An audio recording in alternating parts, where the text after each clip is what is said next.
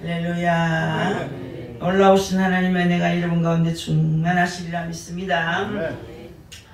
감기가 또 기승을 부리고 있는데 제가 또 감기 안 걸리려고 애를 많이 썼는데 목 감기가 왔습니다.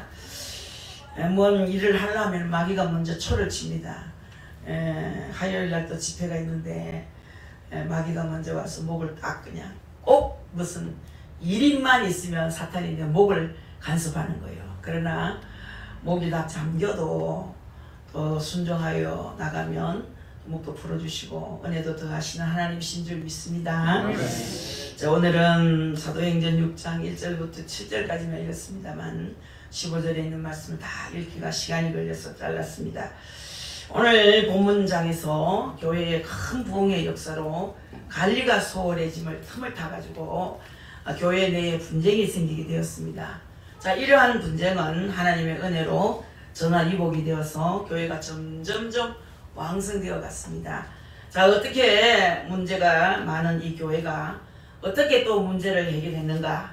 어떻게 이렇게 해결을 잘 받아서 성장해 갔는가? 자, 우리 하나님이 하신 일은 너무 신묘막절합니다. 문제가 이렇게 많았던 교회가 어찌하여 점점 왕성해져 갔는가? 첫 번째는 이 초대교회의 사도들은 말씀과 기도에 전무했다고 했습니다. 아멘. 할렐루야. 1절부터 4절의 말씀이죠. 이 초대교회는 사도들을 통해서 큰 부흥의 역사가 일어났습니다. 이 사도들이 말씀도 전하고 물질도 관리하고 구제도 하게 되었습니다. 자, 여러분, 업무량이 많아서 아주 분주해지니까 교회에 분쟁이 생기기 시작했습니다. 우리 교회도 만약에 갑자기 50명 되던 교회가 갑자기 막 200명, 300명, 400명, 500명 막 정신없이 부흥이 된다면 얼마나 문제가 많겠습니까? 하나님은 질세 하나님이시라 또 이렇게 차근차근 부흥도 시키고 변화도 시키고 우리는 뭐 헐렁뚝딱 될 것 같은데 경상도 보리문디들은 또 성질이 급해가지고 얼른 안 주면 죽었는겨 살았는겨 그래도 하나님께 질문하는 분이 많다고 들었습니다만은 하나님은 분명히 살아계십니다. 그런데 10년 만에 이루어지는 것도 있고 죽고 난 뒤에 또 이루어지는 것도 있고 또 금방 이루어지는 것도 있고 절대 안 이루어지는 것도 있다는 사실을 여러분이 아셔야 됩니다. 그래서 팔레스타인 본토 유대인과 헬라어를 사용하는 유대인 사이에 불평이 생기기 시작했습니다. 자, 외국에서 살다 온 헬라파 가구들이 공정한 이런 취급을 받지 못했다는 불평 속에서 그것을 느끼고 있는 거예요. 뭐 예를 들면은 미국으로 이민 간 사람이 미국 가가지고 좀 잘 살아보려고 한동안 막 세탁소도 하고 또 뭐 잔디 깎는 것도 하고 또 무슨 재봉틀도 돌리고 뭐 여러 가지 일을 해서 돈을 봅디다. 여러분 접시도 닦고 밤에 잠 안 자요. 햄버거 장사도 하고 막 얼마나 열심히 사는지. 그래서 돈을 엄청 벌어서 한 보따리 싸가지고 이제 늙어막이 본 고향에 가서 내가 그만 살다가 죽어야지 하고 돈 보따리 싸가 와서 대한민국에다 풀어놓고 오니까 형제자매 너무 좋고 또 미국 갔다 왔다 하니까 사람들이 구경도 오고 하니까 막 돈도 나눠 쓰고 물품도 나눠주고 미국 물건이나 한국 물건이나 별 차이가 없는데도 막 비행기 타고 온 물건이면 좋은 줄 알고 막 이러다 보니 해퍼졌어요. 그래가고 막 살림 다 떨어먹고 아니 죽진 안 하고 돈은 떨어지고 그래서 교회에서 이제 구제를 받아야 되는데 이 문제 때문에 옥신각신 그래서 헬라어를 사용하는 유대인 사이에 불평이 생겼다고 1절에서 말했습니다. 그래서 사도들은 어떤 결정을 합니까? 3, 4절에 보니까 7 집사를 세워서 그들에게 물질 관리를 맡기고 또 자기들은 기도하는 것과 말씀 전하는 일에 전무하기로 결심을 합니다. 결단하죠. 이것은 사도들이 기도하는 것과 말씀 전하는 것을 제쳐놓고 그동안에 구제 사업에 너무 몰두했기 때문에 이 교회가 문제가 생긴 것을 깨닫게 됩니다. 이제 교회는 균형이 잘 잡혀야 됩니다. 그런데 뭐 한 가지 너무 치우치도 안 돼요. 어떤 교회는 막 찬송만 진당 부르고 말씀도 없고 어떤 교회는 찬송은 전혀 하지 않고 막 사경회라가 막 3시간 4시간 막 줄이가 틀리도록 앉혀놓고 했던 말도 하고 했던 말도 하고 막 엿가락 늘어뜨듯이 늘러가지고 막 사람들 징그럽도록 만듭니다. 그런 교회가 또 있는가 하면 또 어떤 교회는 뭐 다른 거 필요 없다 전도해야 된다. 전도 천날만한 눈만 뜨면 전도하고 그리고 뭐 교회는 부흥이 되긴 돼도 나중에 또 문제가 생기기도 하고 아무튼 교회는 아름답게 균형이 잡혀야 될 줄 믿습니다. 그래서 이제 깨닫는 것이 은혜라 그러지 않습니까? 깨닫는 것이 은혜고 이제 깨달으면 고쳐야 되잖아. 이제 고치면 열매를 맺는다는 거예요. 그래서 깨달으면 은혜고 고치면 열매를 맺는다. 이 교회마다 크고 작은 문제들이 있습니다. 한국 땅에도 여러 가지 뭐 세계 전체로 교회에 문제 없는 교회는 없습니다. 자, 우리는 교회의 문제를 볼 때 단지 겉으로 드러난 현상만 보고 파악할 때가 참 많잖아요. 이 모든 문제는 영적 질서와 또 우선 순위의 문제가 참 많습니다. 2절에 보니 그 말씀이에요. 초대교회는 음식을 나눠 먹고 가난한 자를 돌아보고 불평과 원망을 해소하는 것도 중요했지만 그러나 더 중요한 것이 있습니다. 그것은 기도하는 것과 이 말씀을 전하는 것이 더 중요하다는 거예요. 그거는 붓으로 따라오는 거예요. 저 구제와 이런 것들은. 그러니까 기도와 말씀이 굉장히 소중하다는 것을 알아야 됩니다. 교회는 기도 소리가 끊기고 말씀이 살아있지 않으면 그 교회는 죽은 교회입니다. 그래서 이제 기도의 등불이 항상 밝혀져야 되고 찬송 소리가 항상 들려와야 되고 교회는 사람 소리가 나야 됩니다. 그래서 우리 저기 하양 시온교회도 제가 그랬어요. 우리가 그 하양을 교회를 쓰려면은 임대료를 내야 되는데 임대료를 얼마 드리면 되겠습니까? 그랬더니 무슨 말씀하십니까? 난 이미 하나님께 다 드렸는데 나는 가장 큰 소원이 우리 교회에 사람 좀 벅적거렸으면 좋겠습니다. 그 외에는 아무것도 없습니다. 교회는 이렇게 잘 지났는데 조용하게 일주일에 사람 들락거리는 거 못 보고 조용하니 사람만 벅적거리면 난 아무 소원이 없습니다. 당신이 우리 교회에 오면은 사람이 벅적할 것 같습니까? 아이고 실망할걸요. 그렇지 않는데요. 안다는 거야. 자기가 1년을 기도해봤다는 거야. 내가 오면 막 사람들이 막 궁디에 막 줄줄 따라 붙는다는 거라. 절대로 그렇지 않습니다. 실망합니다. 그런데 이상하게도요. 그 사람들한테 가끔 그 동네 사람들한테 생각나는 사람이 전화했더니 다 보겠대. 다 보겠다고 막 깜짝 놀라는 거예요. 아우 구경 가야 되겠다고. 그러냐고. 아 우린 잘 됐다고. 아멘. 우리 경산에서 뭐 반약을 했어. 또 뭐 좀 어디 영천에서 오기 어려웠는데 아이고 그것이 우리는 너무 좋다고. 아 그러니까 제가 소망이 생기더라고요. 썰렁하게 겨울에 거기 가서 우야노 싶었는데 아이고 세상에 사람들이 와주겠다는 거야. 그래 그 목사님은 다른 거 필요 없다. 우리는 교회에 사람만 움직이면 된다. 막 그러면서요.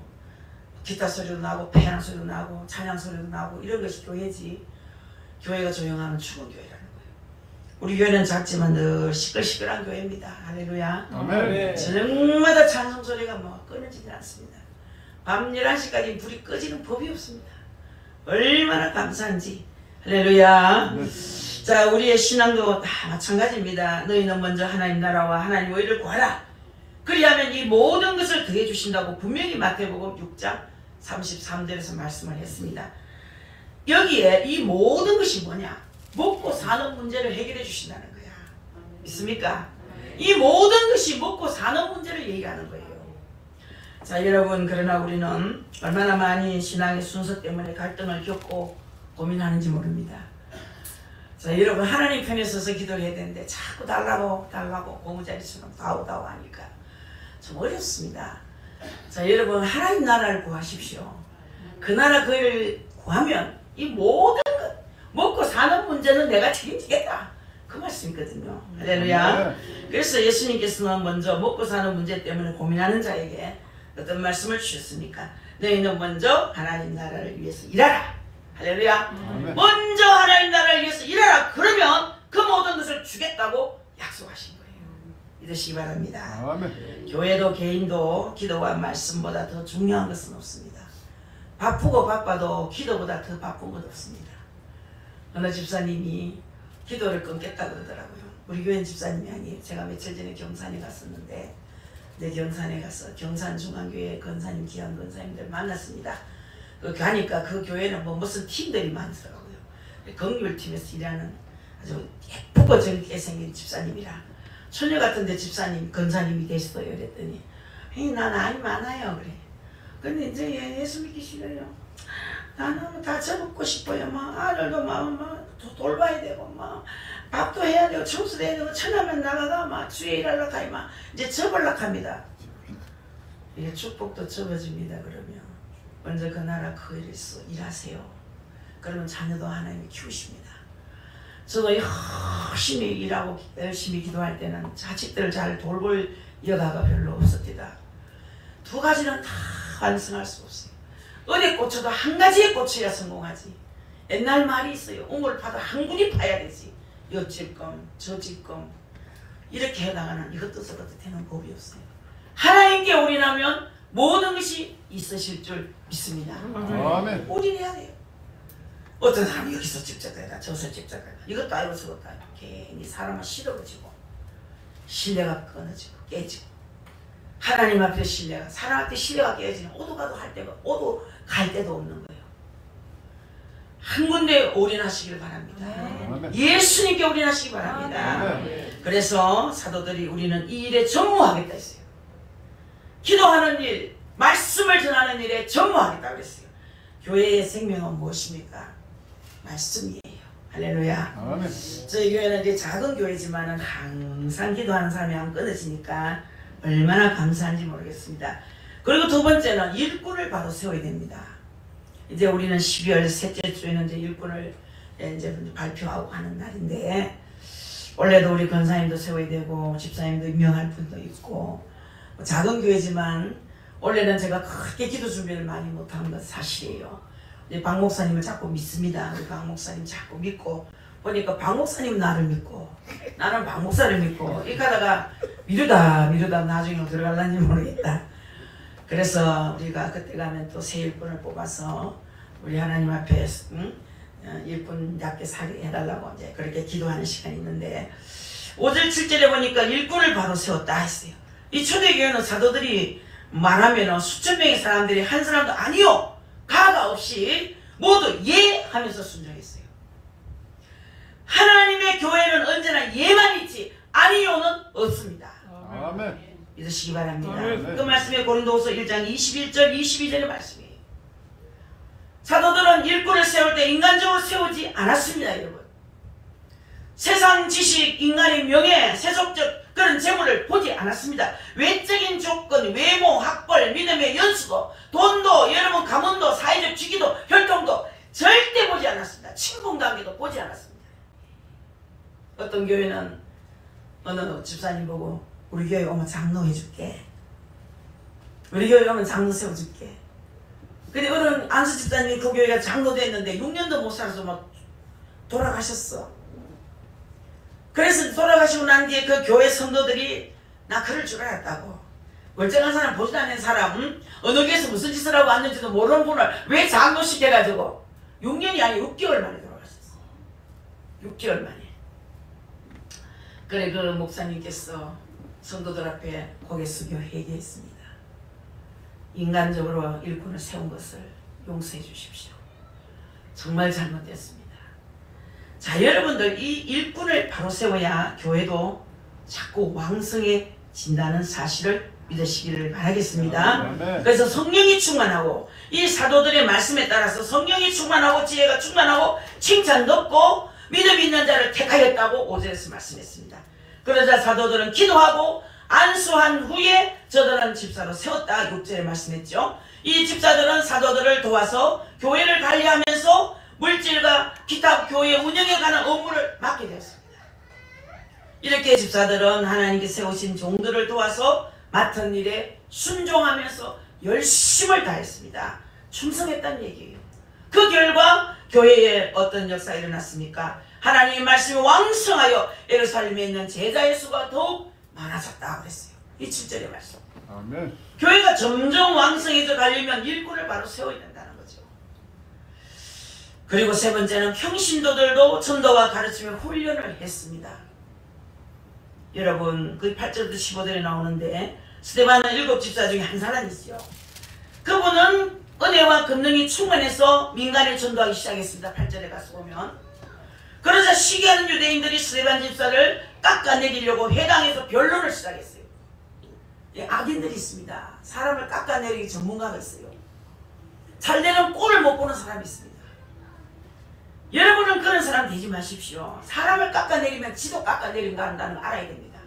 남을 칭찬하고 높이면 그 사람도 사람들이 높여주고 올려줍니다. 저는 옛날에 이제 돌아가고 안 계시지만 동북에 우리 김 목사님, 김덕신 목사님, 전도사가 한 사람이 강단에 서는데 어떻게 칭찬하시는지. 아들 같은 전도사가 오늘 수요일은 목사님은 사회하시고 그 전도사를 세워서 설교를 시킵니다. 그 목사가 전도사가 누군가 했더니 그 교회에서 영국으로 보내서 신학을 영국에 가서 유학을 하게 한 학생이 돌아왔는데 설교를 시키는 거예요. 그래 그 전도사는 막 사시나무 떨듯이 떠는 게 보여요. 마이크를 쥐는데 떨고 자기가 막 붙들고 있어도 떠는 거야. 얼마나 칭찬을 하고 막 높여주고 어쩌고 저쩌고 하니까 그 떨림이 없어져 버리더라고. 그러니까 높임 받는 그 사람도 참 귀한 사람이겠지만 그 사람을 높이는 목사님이 얼마나 여러분 존귀해 보이는지 모르겠어요. 여러분들도 남을 높이시는 여러분 되시기를 바라겠습니다. 그래서 이 스데반은 7 집사 중에 한 사람인데 은혜가 충만했고 권능이 충만했고 또 그러면서 민간인에게 전도를 하기 시작했고, 그러니까 시기하는 유대인들이 스데반 집사를 깎아내리고 해당에서 죽이려고 변론을 합니다. 스데반은 구약의 전통을 신약의 복음으로 해석하고 예수 그리스도를 자랑하면서 큰 기사와 표적으로 전도했어요.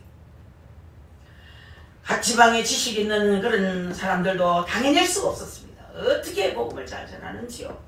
그래서 궁지에 몰린 유대인들은 어떻게 합니까? 11절부터 14절에 보니까 백성들을 선동해서 헐떡게 하고 11절에 장로들을 충동질해서 스데반을 잡아 공의로 끌고 가고 12절에 보니까 거짓 정의를 세워서 모함하는 말을 했고 13절 14절에 아주 악한 짓을 하죠. 또 여러분들 이 공의 앞에서 스데반 집사의 얼굴을 보면요 15절에 자기를 죽이려는 그 원수들 앞에서 그의 얼굴이 스데반의 얼굴이 천사의 얼굴과 같았다 그랬어요. 천사의 얼굴같이. 이야 여러분 자기를 죽이려고 하는 사람 앞에 어떻게 얼굴이 천사 같을 수 있겠습니까? 너무 놀래고 무서워서 얼굴이 새하얗든지 새노랗든지 새파랗게 질려야 되는데 그 얼굴이 천사와 같았다 그렇게 말씀했습니다. 할렐루야. 그래서 여러분들 자기를 죽이려는 원수 앞에서 그렇게 담대한 스데반 집사님의 얼굴을 상상해 봤습니다. 어떻게 자기를 죽이려는 원수들 앞에서 그 얼굴이 천사와 같이 환하게 빛이 났을까? 이것은 스데반 집사에게 하나님의 영이, 하나님의 권능이, 하나님의 진리의 영이 늘 생활 속에 충만했다는 얘기예요. 그의 생애에 충만했다는 거예요. 그러니까 왜 자기를 죽이려는 사람 앞에도 여러분들 얼굴이 그렇게 밝을 수가 있다는 겁니다. 그래서 7장에 보면요, 그는 무엇보다도 성령에 박식했고 능통한 자였습니다. 여러분 성경은 능력과 지혜의 셈입니다. 있습니까? 아멘. 지혜가 부족하거든 성경을 많이 읽으세요. 맞습니다. 성경은 능력과 지혜의 셈입니다. 모든 선한 일을 하기 위한 안전한 자격을 갖추게 된다고 디모데 후서에서도 말씀했어요. 전도와 가르침은 목회자만 하는 것이 아닙니다. 여러분 평신도 여러분들도 여러 분야에서 이 전도와 가르침이 가능하도록 훈련되어져야 된다는 거예요.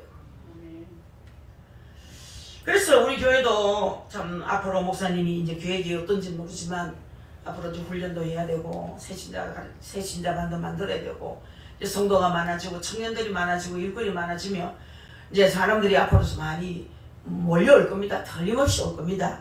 저는 하나님이 교회만 건축하면 300명 이상 된다는 것이 늘 마음이 있어요. 그래서 이제 교회도 뭐 수년 전에 이루어질 줄 믿습니다. 아멘. 그런데 여러분 이 7장에 가서 보니까 스데반 집사의 마지막 이 설교와 순교에 대한 기록이 바로 7장에 기록되어 있는데 이 스데반은 그리스도를 전가한 후에 힘찬 회개의 메시지를 전파하는 거예요. 특히 이스라엘의 그 믿음으로 산 위인들이 부르심에 순종했거든요. 부르심에 순종. 이 중요한 얘기입니다. 믿음과 은혜를 복음적으로 이제 설교를 하는데 스데반이 이 스데반처럼 하나님을 바르게 섬기려면 우리도 배워야 되는 거야. 어떻게 해야 우리도 스데반처럼 될 수 있겠는가? 이 첫 번째는 부르심에 순종을 해야 되는 거예요. 아멘. 부르심에 순종하면서 하나님의 구원을 확신해야 된다는 거예요. 아멘. 이 구원의 확신이 없으면 천국도 갈 수 없습니다, 여러분. 구원의 확신이 있는 자가 기도하면 응답도 빨라요. 나는 하나님 자녀가 됐죠. 영원한 천국을 기업을 얻었죠. 아멘. 하나님께로부터 와서 하나님의 영광을 위해 살다가 하나님 나라를 가야 되는 거예요. 아멘. 근데 여러분 목적이 어디 있습니까? 돈, 자식 다 무너집니다. 돈에 집착해 보세요. 돈을 하나님이 무너뜨리죠. 난 그거 많이 경험했어요. 어떻게 하나님 눈도 밝으신지 몰라. 나는 그거 지금도 생각나. 옷걸이 옷을 쭉 걸어놨는데 그 뒤에다 내가 못을 하나 받아가 돈가방을 걸어놨었거든. 내가 그게 자꾸 신경이 있어요. 있나 없나 또 만져보고 또 어디 좀 먼 길 갔다 있나 없나 만져보고 아 있구나 하고. 근데요 어느 날 돈가방이 없어진 거라. 수요일 예배 갔다 왔는데 그때 그 예배 설교가 돈 사랑하지 말라는 설교였거든요. 그래서 막 저 돈만 막 두드려 부숴가지고 구제해야 되겠다. 가니까 가방채는 없어진 거라. 제가 얼마나 이게 쿵 내려앉았는지 놀랐는지. 그때 제가 무릎을 꿇었어요. 하나님, 돈에 차를 갖지 않겠습니다. 돈 사랑하면 이런 것이라는 거 알고 시기에서 또 가져가셨네요. 감사합니다. 주님이 안 가져가셨으면 내가 뭘 보고 깨달았겠습니까? 자, 여러분, 이 돈의 애착은요 어쩔 수가 없더라고요. 돈의 애착을 가지니까 여러분들 돈의 상처를 받아요. 여러분들 주님보다 돈을 더 사랑하는 것이 죄인 거야. 악의 뿌리가 되는 거야 그게. 돈을 사랑하면 일만 하기 뿌리라는 거야. 하나님은 뒷전이고 자꾸 머릿속이 전부 돈 생각만 꽉 차 있으니까 하나님은 흩어버려요. 돈에 관심이 싹 없어지니까 돈이 따라오더만. 돈을 싹 내려놓으니까 주시면 감사하고 안 주시면 그만이고, 주시면 먹고 안 주시면 굶고 금식하고, 이런 생각하고 사니까 돈이 따라옵니다. 여러분, 돈 사랑해서 실망하지 마세요. 하나님보다 더 좋은 것이 없어요. 아멘. 주 예수보다 귀한 것은 없어요. 아멘. 그렇게 살아가 보세요. 쓸 것 먹을 것 충분히 채워주십니다. 아멘. 그래, 아브라함은 이스라엘 민족의 조상입니다. 여러분도 믿음의 조상이죠. 저도 믿음의 조상이에요. 아브라함이 시예요. 하나님께서 인간적으로 소망이 없는 아브라함을 부르시고 본토 친척 아비집을 떠나고 명령했죠. 2, 3절에 이 일을 순종하기는 참으로 어렵습니다. 7장의 말씀을 쭉 보면. 그러나 아브라함은 순종했죠. 4절에 보면. 이것이 믿음인 거예요. 거기 하나님께서는 발붙일 땅도 주시지 않으시고 그 땅을 그와 자손에게 주시겠다고 약속을 하는 거예요. 자, 그리고 400년 동안 애굽에 종살이를 하다가 하나님의 심판으로 출애굽을 해서 하나님을 섬기게 될 것이라고 하셨었고, 할례 언약을 세우시고 이렇게 아브라함은 하나님 말씀만 의지하며 살았습니다. 그 결과 아브라함은 이삭과 야곱 그리고 12손자를 얻었습니다. 아멘. 아멘. 우리도 아브라함처럼 하나님의 부르심을 받았다고 생각해야 되는 거예요. 나도 아브라함처럼 부르심을 받았다. 여러분 부르셨어요. 부르셨기 때문에 주님께 왔습니다. 믿음의 조상이 되었습니다. 여러분을 통해서 믿음이 이어지면 여러분 믿음의 조상인 거예요. 그래서 자기를 떠나 예수 안에서 믿음과 순종의 생활을 아브라함은 했습니다. 여러분들도 마찬가지입니다. 요셉은 형들의 시기로 애굽의 노예로 팔려갔죠. 그 애굽에서 여러 가지 환난을 겪지요. 그러나 그는 가는 곳마다 하나님께서 동행하시며 그 모든 환난 가운데서 하나님께서 건져내셨다는 거죠. 하나님께서는 이 요셉을 통해서 큰 환난 가운데, 그리고 기근 가운데 있는 그런 이스라엘 백성을 구원하시지 않습니까?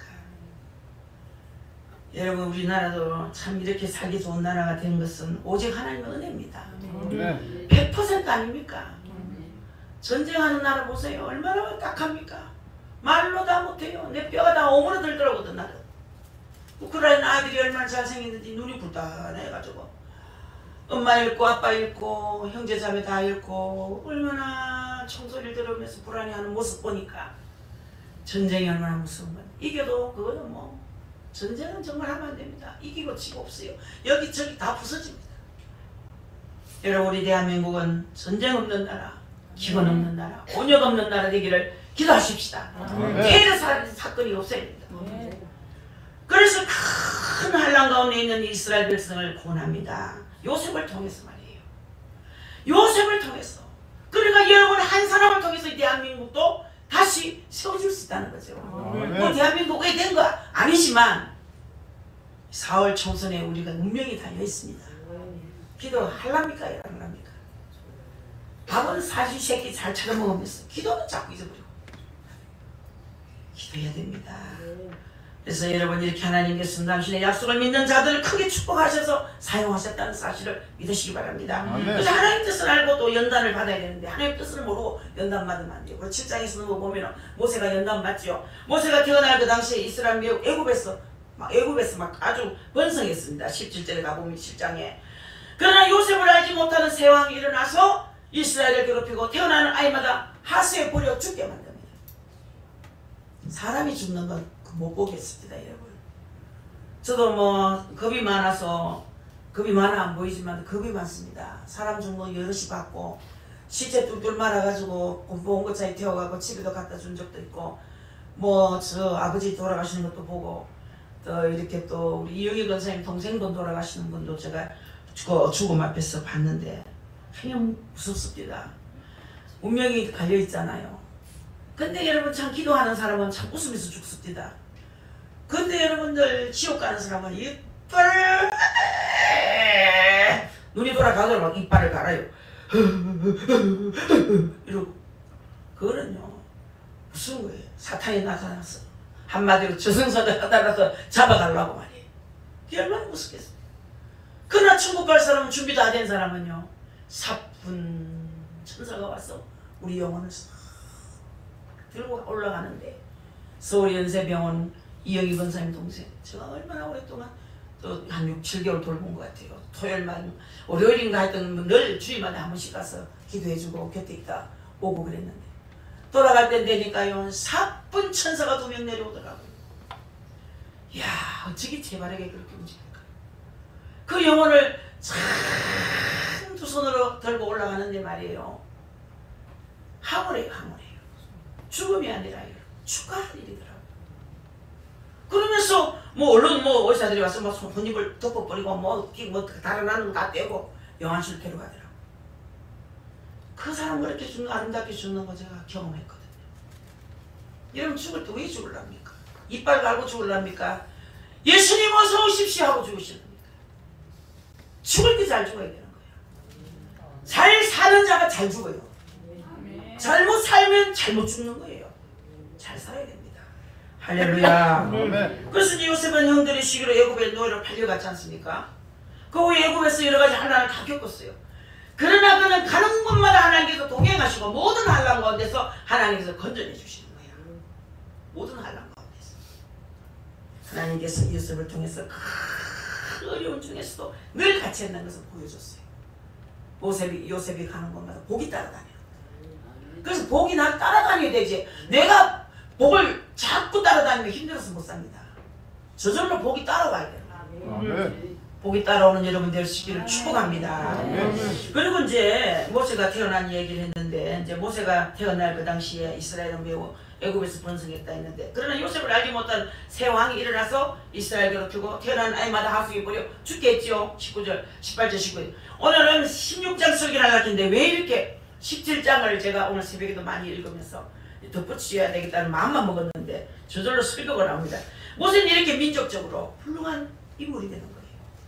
그리고 우리 시온이가 태어났을 때 40일 만에 코로나가 터진 거죠.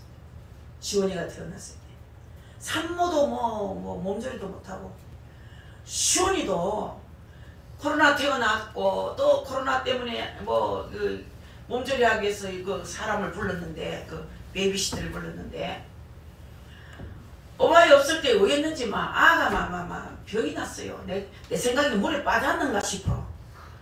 목욕을 하다가 알을 빠졌는가 아가 너무 놀래가 그랬는데 혈소판이 다 없어져 버린 거예요. 생명이 위험하게 된 거예요. 그때 제가 주황산에 있었거든요. 그래서요 주황산에서요 생명을 다해서 기도를 하는데 뼈가 싫어지는 것 같더라고요. 그래서 엄마야 왜 눈물보다 안 하고 아버지요 제일 급한 게 뭡니까? 이 아들 받으소서라. 이 아들 주의 종 삼으서 있어. 목사 시키 있어. 주의 종 삼으세요. 나는 나하고 관계는 없지만 아무튼 하나님 앞에 드리겠습니다. 막 소원부터 해놓고요. 옳다 쓴 거예요 그날 밤에. 근데 그 걱정이 얼마나 됩니까? 난 혈소판에 대해서 잘 알거든요. 손석영 전사님이 혈소판을 일주일에 한 번씩 넣은 적이 있었거든요. 그랬죠, 권사님? 일주일에 한 번씩. 혈소판이 없으면요, 남의 혈소판을 갖다 넣어야 되죠. 그거 넣을 거 없으면 죽는 거야. 근데 어떻게 해서 영대병원에 입원을 해가지고 혈소판이 정상이 거의 드날 된 거야. 하나님께서 종이 기도를 들었고 부모에는 뭐 애간장인데 기도가 안 나옵니다. 자식이 그러면 부모는 기도도 안 나. 저 남편이 제가 죽었을 때 제가 장례식 치료를 할 때 기도도 안 나오고 퍽 주저앉아서 아무 힘이 없고 정신이 하나도 없고 이게 나도 같이 죽자하는 마음밖에 없더랍니다. 아무 생각이 없더라는 거예요. 직접적인 사람은요, 이 식구들이 위험할 때는 아무 생각이 없어요. 기도 잘 안 됩니다. 얼마나 기도를 했겠습니까? 근데 모세도 이리 불행했던 시대에 태어났어. 우리 시온이도 그러고 나서 계속해서 코로나가 있었지 않습니까? 한 3년. 그래 아이가 계속 코로나 걸리고 독감 걸리고 코로나 걸리고 독감 걸리고 살이 좀 포동포동 붙으려고 하면 속 빠지고 토동 붙으려고 하면 속 빠지고 아가 행냐 얘가 그렇게 어렵게 애가 크는 거예요. 이제 오늘도 보니 얼굴이 조금 많아졌어. 이렇게 어렵게 태어났습니다. 어려운 시기에 모세가 그랬어요. 그러자 하나님께서는 그에게 뜻을 주시고 그 부친의 믿음과 바로의 딸을 통해서 생명을 구원하셨습니다. 그리고 모세를 쓰시기 위해서 두 가지 교육을 시키잖아요. 여러분 그 궁중교육이 있어요. 궁중교육. 궁중에서 하는 교육. 궁중교육을 시켰지요. 강야교육을 시켰어요. 궁중교육과 강야교육을 통해서 하나님께 매달리는 신앙을 배운 거야. 여러분 인간을 기르는 신앙훈련을 꼭 받아야 됩니다. 여러분 보세요. 여러분들이 지금 뭐 신학 나서 신학대학 나서 뭐 미국 가서 무슨 뭐 박사 따가가지고 그런 박사 학위 받은 목사 모시고 와가지고 이 교회들이 망가진 교회가 한두 군데가 아니에요. 목요일날 오시면 여러 가지 이야기를 많이 듣거든요. 각 처에서 오는 뭐 권사님들이요 앉아 뒤에 줄 서가 기다리면서 오만 이야기 자기들끼리 다 하거든. 들어보면 아이고 미국에서 박사 딴 목사 못 쓴대. 한국에 그런 목사 돈 간만 키우고 몇 년 만에 맨날 뭐 1년 만에 한 번씩 미국 가고 뭐 1,000만 원 주도 적딱하고 1,500을 주도 적딱하고 400을 그래 주도 맨날 입이 툭히 나오고 돈을 어디다 쓴지 모르겠다. 자식 유학시키고 뭐 어쩌고 저쩌고 들어보니까 뭐 인기가 별로 없더라고요. 그 교육한다고 목회를 잘하는 게 아니라는 거예요. 교육이 있어요. 광야 교육이 있어요. 아멘. 여러분들은 강야 교육을 다 받았잖아요. 돈의 강야 교육, 건강의 강야 교육, 자식 때문에 강야 교육. 그래서 궁중교육과 강야 교육을 통해서 하나님께 매달리는 신앙, 인간의 능력의 한계를 아는 겸손, 어떤 역경에서도 이겨낼 수 있는 인내와 용기 등등 이걸 기르는 신앙 훈련을 꼭 받아야 된다는 거죠. 아멘. 여러분 저도 훈련을 많이 받았습니다. 여러분 왜 강야 교육을 받게 됐냐? 여기 보세요. 40년간 배운 학문과 말과 인격적인 지도자의 능력으로만 만족할 수 없기 때문에 강야 교육을 받았다는 거예요. 여러분들 가진 것으로 주의 일할 수 있는 것 같습니까? 강야 교육을 받지 않고는 절대 어렵습니다. 받아야 됩니다. 지근지근 밝혀야 돼요. 그래야 깨지고 부서지고 작품이 나오려면 이제 깎아야 하면 깎을 때 그때 얼마나 아픕니까? 통나무 사과 와서 여러분 뭐 조그마한 밥상 하나로 만들어라 해보세요. 깎아내는데 아픕니다. 택배 밀 때 아픕니다. 못 칠 때 아픕니다. 여러분 다 만들고 나서 예쁘게 색칠해서 사용하면 멋진 작품이 되죠. 마찬가지로 우리들도 교육받고 여러분 연단받고 훈련받고 강야에서 헤매다가 하나님 만나야 작품이 되는 거예요. 아멘. 깎기야 작품이 되는 거예요. 겸손해야 작품이 되는 거예요. 아멘. 이 과정 겪지 않고는 어렵습니다. 그렇습니까? 지도자는 하나님께 매달리는 신앙이 있어야 됩니다. 그뿐 아니라 겸손과 인내와 용기가 반드시 있어야 됩니다. 아멘. 그래서 강야 교육을 받게 되는 거예요. 결국 모세는 40년간의 강야 교육 이후에야 하나님의 부르심을 받아서 하나님 앞에 나가게 되었습니다. 그렇습니다, 여러분. 하나님께 쓰임 받으려면 공부도 해야 하고 여러 가지 훈련을 반드시 받아야 됩니다. 그러나 예외일 수도 없습니다, 여러분. 절대로 받아야 되는 거예요. 몇 개의 총각들 기도하는 가운데 연단 많이 받았구나. 연단 많이 받았구나. 제가 이 형제 자매들 위해서 기도하는데 이제 자꾸 늘어나더라고. 이제 한 15명이 돼. 처음엔 9명밖에 없지만 얼마나 많은지 50 넘은 총각도 있고 처녀들도 뭐 다 40 넘은 처녀들이고. 하나님 이제 곧 이제 교육 끝나지 않았습니까? 광야 교육 끝났으면 가정 주세요. 가정이 있어야죠. 남편도 있고 자식도 있어야죠. 거기 진짜 인생을 사는 거지. 이런 과정이 있어야 됩니다. 여러분 본인도 죽자서자 기도해야 됩니다. 우리는 막 죽자서자 기도합니다. 그래서 목이 편할 날이 없습니다. 막 소리 질러 기도했어 말이에요. 그런데도 관심이 없습니다. 그 가망연짜리 수능 시험치는 아이를 죽자서자 기도해도 찬물 하나 대접하는 사람 없어. 뭐 수능 시험 자쳤다 하면서도 그런 건 없어도 괜찮아요. 그러나 같이 기도하는 것이 중요합니다. 기도하는 것이 중요한 거예요. 요즘 우리는 어떤 훈련을 어떻게 받고 있습니까, 여러분? 우리 하나님께서 임밖에서 어떤 훈련을 즐겁게 받고 있습니까? 복음을 위해 죽기까지 우리가 또 죽기까지 복음을 위해서 두려워하지 않아야 됩니다. 두려워하면 안 돼요. 두려움이 있는 그 사람은 두려움을 빨리 쫓아내야 됩니다. 늘 불안한 그 사람은 불안을 쫓아내야 돼요. 먼저 그거부터 쫓아내야 일이 됩니다. 마음이 불안하고 마음이 두려우면 일이 없어요. 안 돼요. 절대로 문이 열리질 않아요. 모든 것이 막혀 있어요. 저 중학생 하나가 되는 게 없어요. 그럼 전화 왔더라고요. 저는 되는 게 없어요. 공부도 안 되고 친구도 안 되고 선생 관계도 안 되고 신앙생활도 안 되고 교회도 가기 싫고 다 안 된대. 니 불안하지? 나 불안해요. 두렵지? 내 두려워요. 병원에 가면 우울증이래요. 두려움을 쫓아내야 돼요. 초조함을 쫓아내야 돼요. 두려움과 초조함이 있으면 모든 것이 막혀요. 평안이 찾아와야 돼요. 아멘. 행복이 찾아와야 돼요. 어떤 어려움이 있어도 아무 걱정이 없어요. 주님 하시겠지. 주님이 하실 거야. 이래야 되는데 첫날 만날 자식한테 매여가지고 입만 열면 자식 이야기라. 자식 입만 열면 남편 이야기, 입만 열면 어쩌살 거 이야기. 그거 두려움이거든요. 그거 쫓아내지 않으면 막힙니다. 쫓아내야 돼. 신음을 두려움이 떠나갈지어다. 그래서 모세가 시내산으로 하나님께 십계명을 받아 올라가니 금송아지 우상 만들어 놓고 제사하면서 기뻐 뛰고 난리 났잖아요. 그 결과 하나님께서 후손들이 하늘의 별을 숨기도록 버려두셨어요. 하늘의 별을 왜 숨깁니까? 그것은 하나님의 은혜를 잊어버리고 애국을 사모하고 우상에게 제사했기 때문에 그런 진노를 했습니다. 이스라엘은 보이는 우상을 숨겼어요. 여러분 우리는 성민이에요. 하나님 자녀예요. 하나님 자녀는 하나님 뜻대로 살아야 돼요. 아멘. 이 맥락에서 장막 의미를 살펴보면 장막은 하나님께서 보여주신 성전의 모형에 불과하죠. 그 모형을 따라 솔로몬의 성전이 지어졌습니다. 지극히 높으신 하나님께서는 뭐 어느 집에 한정되어 계시는 분은 아니에요. 그렇기 때문에 성전을 우상시하는 것은 금송아지를 숭배하는 것과 같다는 것을 말씀하는 겁니다. 그래서 여러분 성전에 어떤 분은 성전의 이 영적 의미보다 건물 자체를 우상하는 것을 은강치 못하는 걸 알아야 되는데 그렇지 못한 분이 있어요. 이거는 우리 교회도 건물이에요. 건물. 여러분이 자체가 성전인 거예요. 그래서 여러분 우리는 성전의 일부분이지. 일부분. 어떤 분은 기도도 안 하고 성전 왔다가 그냥 하나님하고 눈 던지고 갑니다. 잘 계셨습니까? 나 또 잘 계시었구만 갑니다. 그러면서 가더라고요.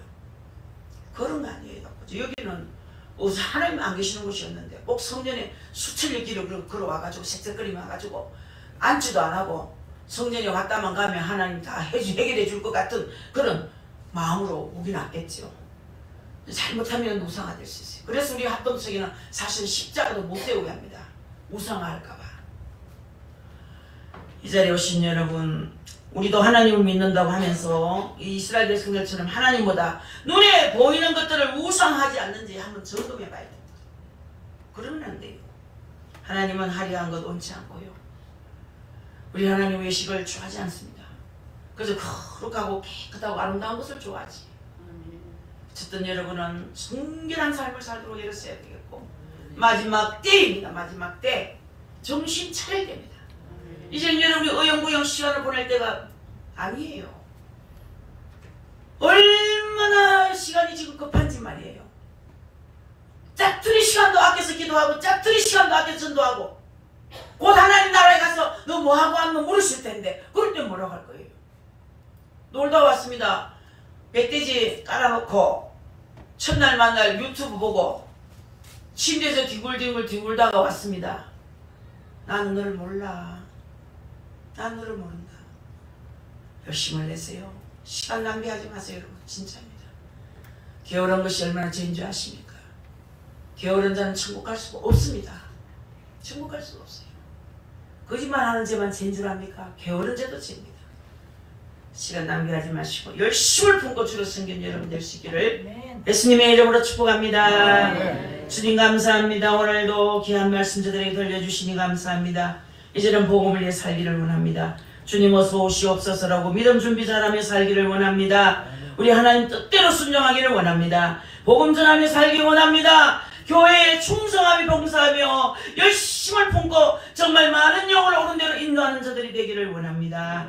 세소만 교회를 부흥시켜 주시고 성도들의 가정을 풍요케 하시며 성도들의 가정을 평화롭게 하시며 평생에 서로 죄짓는 일이 없도록 우리를 지켜주옵소서. 감사드리옵고